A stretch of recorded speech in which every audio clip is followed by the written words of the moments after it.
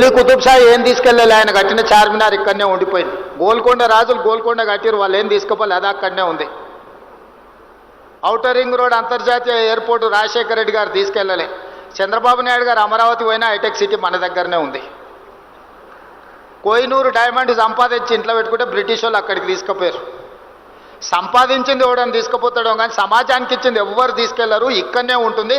ఆ మాత్రం జ్ఞానము, పరిజ్ఞానము, అవగాహన తెలంగాణ రాష్ట్ర ముఖ్యమంత్రిగా నాకుంది.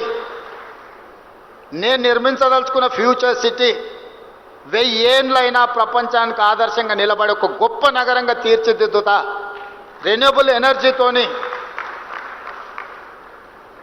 అల్ట్రా మోడర్న్ సిటీని నేను డిజైన్ చేస్తా.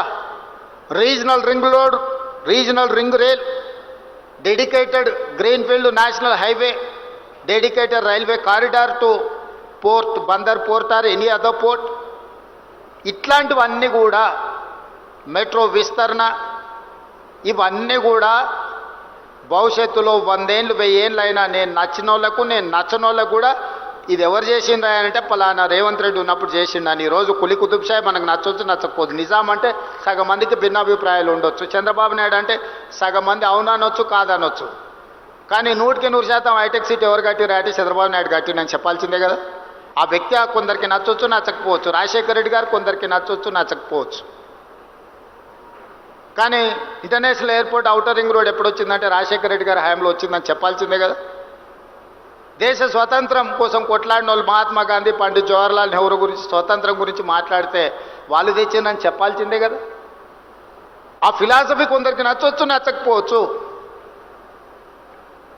కానీ వాళ్ళు ఈ దేశానికి ఇచ్చిన ఒక గొప్ప స్ఫూర్తి ఎప్పటికీ మనలో కొనసాగుతూనే ఉంటుంది కదా. ఈరోజు తెలంగాణ కూడా ఓ యంగెస్ట్ చీఫ్ మినిస్టర్గా ఒక అగ్రికల్చర్ ఫ్యామిలీ నుంచి, రూరల్ బ్యాక్గ్రౌండ్ నుంచి వచ్చిన నాకు పెద్ద పెద్ద ఇంగ్లీష్ చదువులు చదువుకోకపోవచ్చు కానీ నాకు కామన్ సెన్స్ ఉంది. Common sense is biggest asset for any one. Language is not an a knowledge, language is only for communication. అమెరికాలో బిచ్చమెత్తుకునేటోని కూడా ఇంగ్లీష్ వస్తుంది, వాని ఊర్లో మాట్లాడుకునేదే ఇంగ్లీష్, బాత్రూమ్లు కడిగేటోని కూడా ఇంగ్లీష్ వస్తుంది. జపాన్కి జర్మన్కి ఇంగ్లీష్ వచ్చా, వాళ్ళకి చైనాకి ఇంగ్లీష్ వచ్చా. ప్రపంచ దేశాలను చైనా, జపాన్, జర్మన్ శాసిస్తుంది కదా, ఎంతమందికి ఇంగ్లీష్ వచ్చా? దేశంలో పరీక్ష పెట్టుండ్రి. తెలివితేటలకు, చిత్తశుద్ధికి భాషకు సంబంధం లేదు.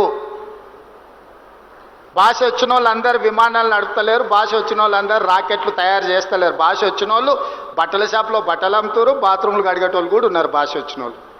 అదేం పెద్ద విద్య అని నేను అనుకోవడం లేదు. మంచిదే ఒక అడిషనల్ క్వాలిఫికేషన్. కొందరికి సాంస్క్రిట్ వచ్చు, కొందరికి జర్మన్ వచ్చు, కొందరికి అదర్ లాంగ్వేజ్, అడిషనల్ క్వాలిఫికేషన్ అది. I do appreciate. ఆ భాష వస్తే మంచిది, ఇంకొక భాష ఎక్స్ట్రా నేర్చుకుంటే. పివి నరసింహారావు గారికి 14 భాషలు వచ్చేది. ఏ రాష్ట్ర ఎంపీ పోయినా కూడా వాళ్ళ భాషలతో మాట్లాడితే వాళ్ళు చాలా సంతోషపడేవాళ్ళు. పని అయినా కాకపోయినా సార్ మా భావం, మా బాధ అర్థం చేసుకున్నాడని. నాకు తెలంగాణను అభివృద్ధి చేయాలన్న చిత్తశుద్ధి ఉంది, పట్టుదల ఉంది.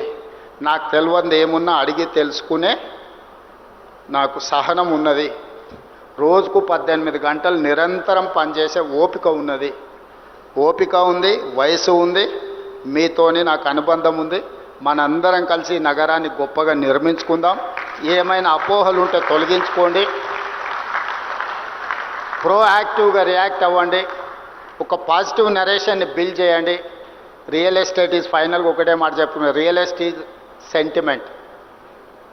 మీరు ఏ విధంగా ఈ సెంటిమెంట్ను డ్రైవ్ చేస్తే ఆ విధంగా ఉంటుంది. అదే ₹1,00,000 ఎకరం అంటారు, ఒక 6 నెలలు ఉరితే అదే ₹1,00,00,000 అంటారు.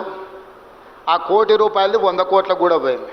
కోకాపేటలో నేను కూడా ఒకప్పుడు రియల్ ఎస్టేట్ వ్యాపారం చేసిన 8 లక్షల నుంచి 12 లక్షలకు కొనుక్కున్న భూములు ఉన్నాయి. కానీ అదే కోకాపేటలో ఈరోజు 100 కోట్లు, ఓ రోజు 14 కోట్లు అయింది, ఇప్పుడు 100 కోట్లు అయింది. భూమి అనేది ఒక సెంటిమెంట్, రియల్ ఎస్టేట్ అనేది ఒక సెంటిమెంట్. ఆ సెంటిమెంట్ను మీరు ఎంత పాజిటివ్గా ముందుకు తీసుకెళ్తే మీకు అంత ప్రయోజనం ఉంటుంది. తెలంగాణను ఒక సెంటిమెంట్ హబ్గా, తెలంగాణను ఒక డెవలప్మెంట్ హబ్గా, తెలంగాణ మీన్స్ బిజినెస్. వీడికి ఎవరైనా రావచ్చు, పెట్టుబడి పెట్టవచ్చు. మీ పెట్టుబడికి భద్రత ఉంది, భద్రతతో కూడా మీ పెట్టుబడికి లాభాలు ఇప్పించే బాధ్యత నాది, అనుమతులతో పాటు లాభాలు ఇప్పించే బాధ్యత నాది. ఇంత మంచి కార్యక్రమాన్ని ఏర్పాటు చేసిన క్రెడై మిత్రులందరినీ కూడా అభినందిస్తూ రండి మనందరం కలిసి మన తెలంగాణను అభివృద్ధి చేసుకుందాం. జై Telangana. Thank you sir, thank you so much. అదే సెంటిమెంట్తో మన తెలంగాణ రాష్ట్రంలో మరింత నిర్మాణాలు జరగాలని, అభివృద్ధి జరగాలని మనస్ఫూర్తిగా కోరుకుంటూ